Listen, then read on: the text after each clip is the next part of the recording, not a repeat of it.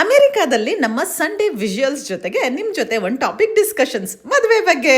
ನಿಮ್ ರಿಲೇಶನ್ಶಿಪ್ ಹೇಗ್ ಸ್ಟಾರ್ಟ್ ಆಯ್ತು? ಲವ್ ಮ್ಯಾರೇಜ್ ಇರ್ಲಿ ಅರೇಂಜ್ ಮ್ಯಾರೇಜ್ ಇರ್ಲಿ ಸ್ಟಾರ್ಟ್ ಆಗೋದು ಪ್ರೀತಿಯಿಂದಾನೆ. ಕ್ಲೋಸ್ನೆಸ್ ಇರುತ್ತೆ, ಜೀವನ ಪೂರ್ತಿ ಜೊತೆಗಿರ್ಬೇಕು ಅಂತ ಸ್ಟಾರ್ಟ್ ಆಗುತ್ತೆ. ಮ್ಯಾರೇಜ್ ಗೆ ಎಂಟರ್ ಆದಾಗ ಬರೀ ಲೈಫ್ ಮ್ಯಾನೇಜ್ ಮಾಡೋದಕ್ಕಲ್ಲ, ಒಬ್ರನ್ನೊಬ್ರು ಅಂಡರ್ಸ್ಟ್ಯಾಂಡ್ ಮಾಡ್ಕೊಳಕ್ಕೆ, ಕನೆಕ್ಟ್ ಆಗಿರೋದಕ್ಕೆ. ಆದ್ರೆ ನಿಧಾನವಾಗಿ ಲೈಫ್ ಹ್ಯಾಪನ್ಸ್.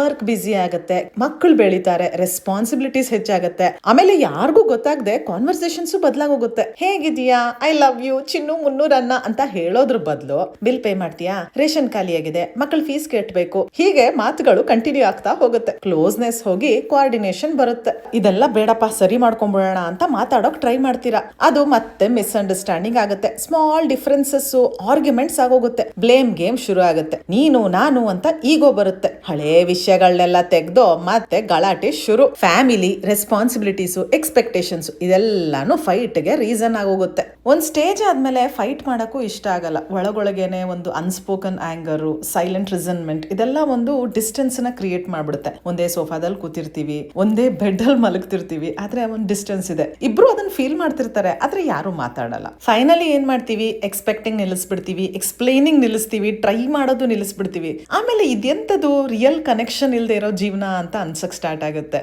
ಆಮೇಲೆ ಇದ್ರಲ್ಲಿ ಇನ್ನೊಂದು ಕಷ್ಟದ ಭಾಗ ಏನ್ ಗೊತ್ತಾ, ನಮ್ಮ ಮಕ್ಕಳು ಪ್ರತಿದಿನ ಅವ್ರು ನಮ್ಮನ್ನ ನೋಡ್ತಾ ಇರ್ತಾರೆ, ನಮ್ಮನ್ನ ನೋಡಿ ಕಲ್ತ್ಕೋತಾ ಇರ್ತಾರೆ ರಿಲೇಶನ್ಶಿಪ್ ಅಂದ್ರೆ ಏನು ಅಂತ. ಸೈಲೆನ್ಸ್ ಅಂದ್ರೆ ನಾರ್ಮಲ್, ಡಿಸ್ಟೆನ್ಸ್ ಅಂದ್ರೆ ಮ್ಯಾರೇಜ್.